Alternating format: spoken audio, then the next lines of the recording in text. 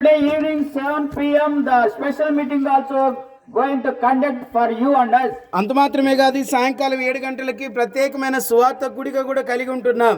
Every Sunday 10 a.m. worship service is conducting. కాబట్టి ప్రతి ఆదివారం కూడా ఉదయకాలం 10 గంటలకి ఆరాధన జరుగుతుంది. There is special meeting on 25th on the occasion of the Xmas service. కాబట్టి 25వ తారీఖున కూడా ప్రత్యేకంగా సువార్త కొరకైన క్రిస్మస్ కొరకైన మీటింగ్ జరుగుతా ఉంది.